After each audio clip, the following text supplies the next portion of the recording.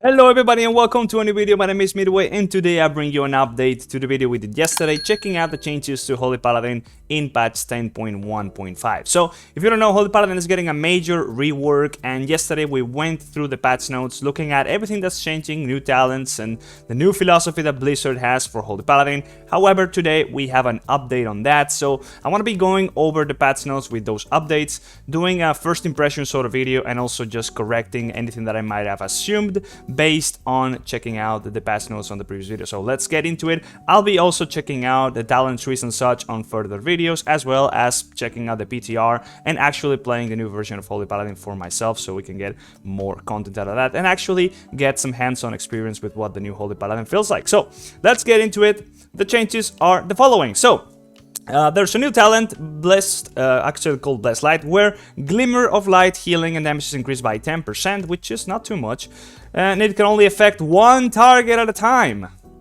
Alright, so they had a talent before which increased Glimmer's healing and damage by 500%, that was for the healing, and 1000%, that was for the damage, and it could only affect 3 targets. So this is a massive downgrade. Actually, the way that I thought Holy Paladin was going to be working is that they were going to be putting a lot more emphasis on Glimmer once again, but this seems like a massive downgrade.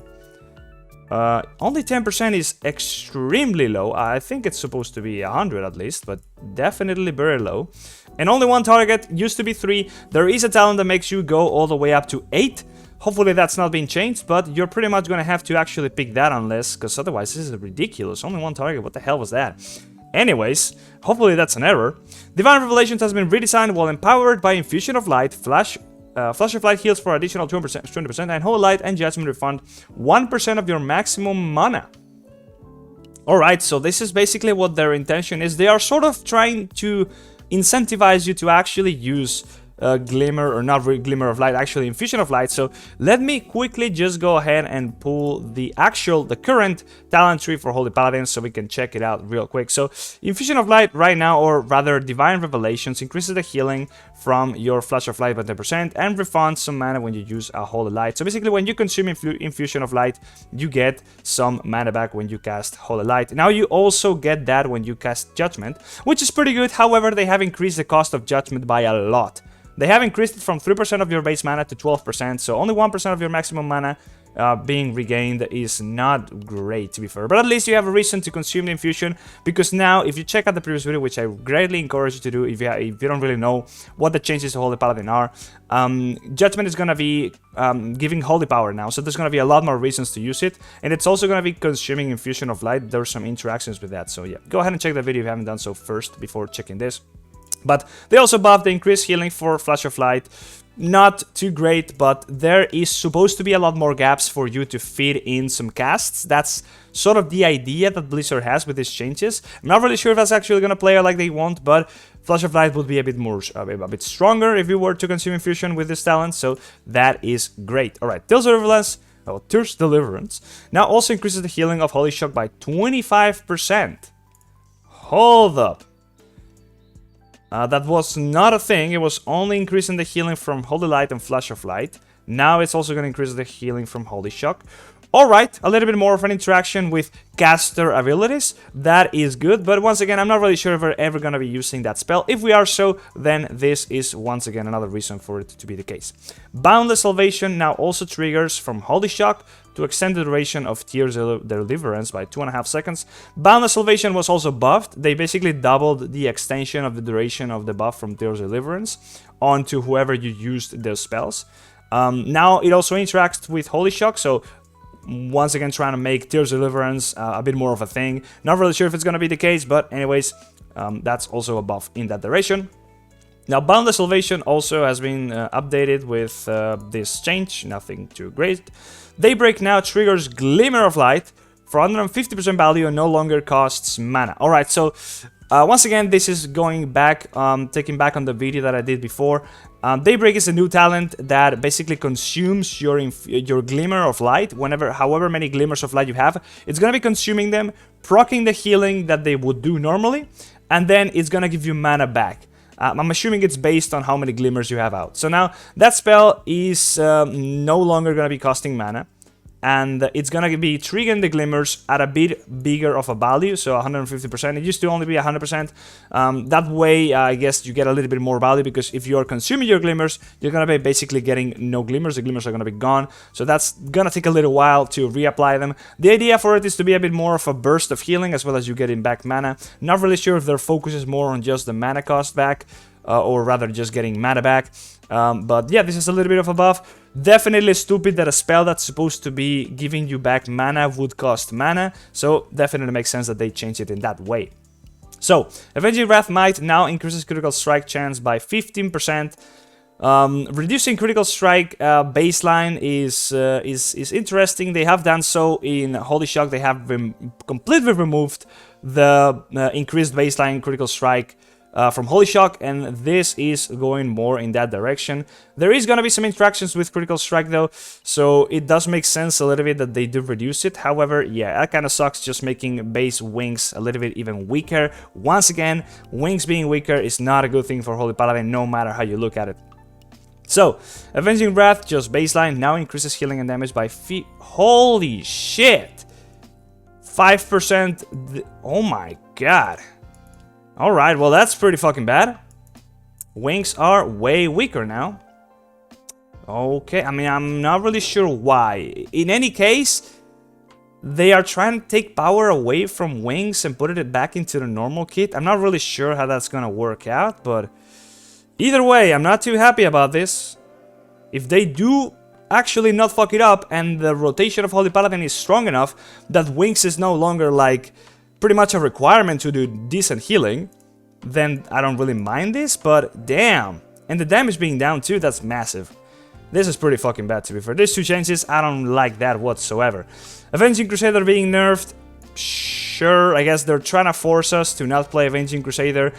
I'm pretty sure not that many people are liking the current Avenging Crusader playstyle in 10.1. For those that are probably new to it, it's a new way of playing it. It's pretty powerful, it's pretty simple.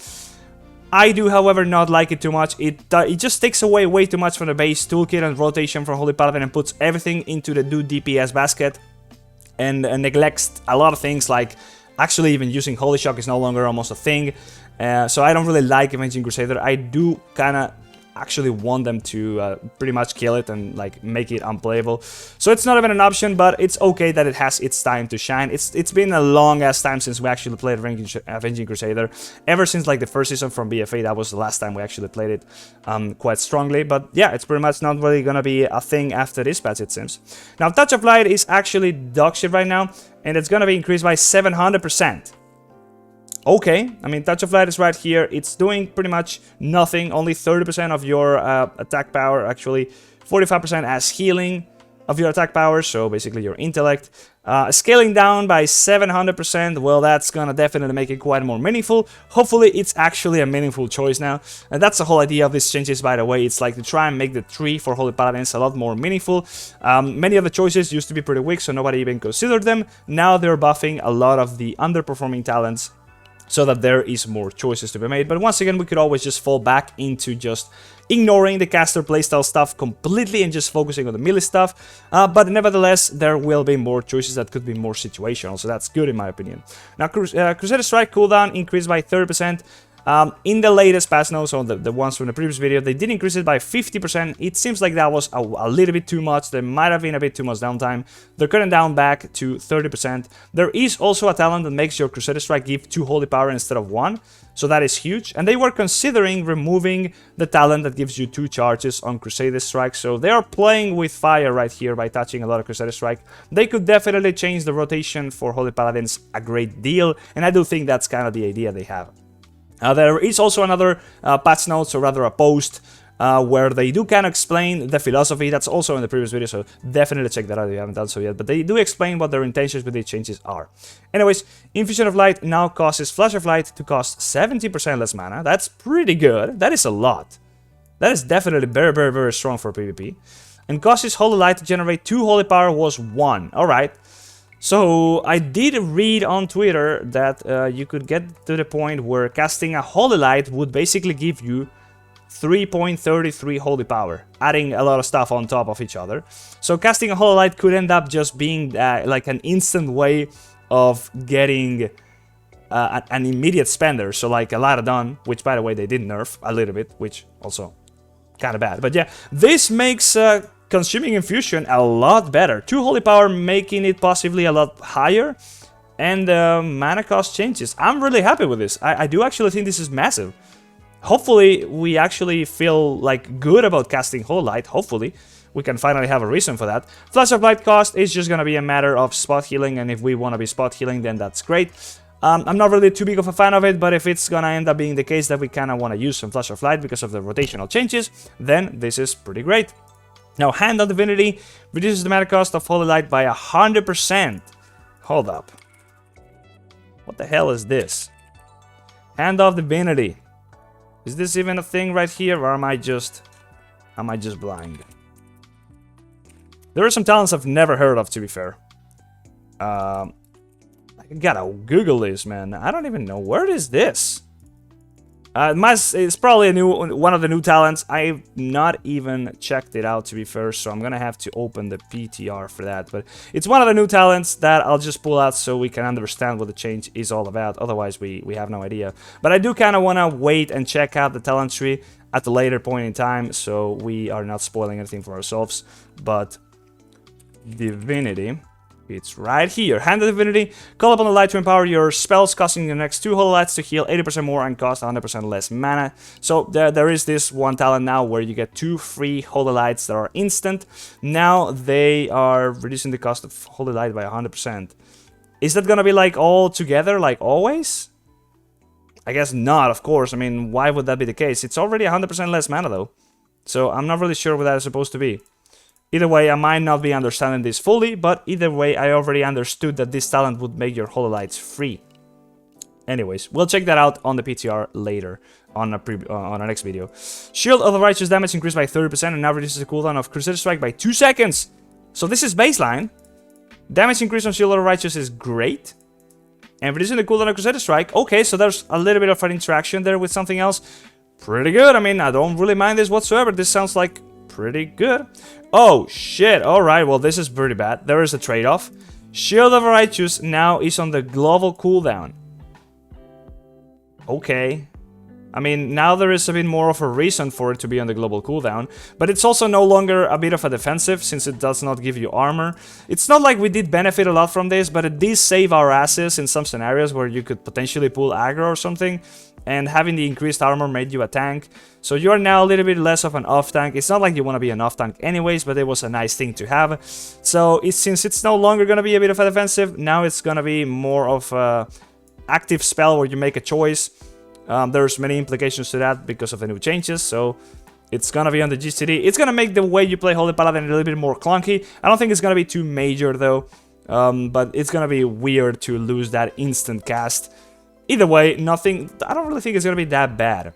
And losing the armor, don't really care too much about that, to be fair. At least right now. Fixed an issue that caused Holy Shock's cooldown to no scale with haste. Well, okay, that's nice to realize. I hope it's only on the PTR. Either way, the changes are kind of a mixed bag. I'm not really too sure about the changes to Wings and Avenging Wrath Might. This does sound like a massive nerf to me, but I'm not too worried about it because everything that's not really a philosophy change or more like a talent change, anything that has to do with tuning, that can always be fixed when you actually see the throughput for Holy Paladin. And there's gonna be such a massive shift in the way you play Holy Paladin and the way the rotation works that the balance is gonna be all over the place. So anything that has to do with tuning, I don't really care too much. I'm a lot more interested in seeing what the rotation feels like, what the core spells are gonna be like, and what you're supposed to really try to make out of it, and what kind of builds you can pull out. That's gonna be the interesting part of it, so I'm gonna have to play a lot with it. Hopefully you guys do so as well and give some feedback so we can actually get Holy Paladin to be a bit more interesting to be played. As it is right now, as I mentioned, with Avenging Crusader being a thing, the way you play Holy Paladin right now is basically pretty boring. It's not brain dead altogether, but it's pretty simple and it neglects very, very core aspects of Holy Paladin. We're no longer just talking about infusions and casting. We're now talking about not even pressing Holy Shock for the longest time, even ignoring some Holy Power in favor of just using Judgments and Crusader Strikes when you have Avenging Crusader up, and giving a very low priority to Hammer of Wrath. It's kind of weird and I'm not really actually enjoying it too much. I think it's gonna get pretty old pretty fast. So yeah, hopefully this change is actually cool and it makes playing Holy Paladin a lot more interesting.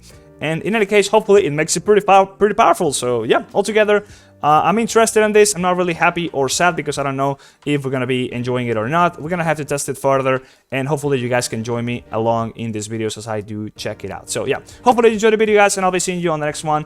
Bye bye.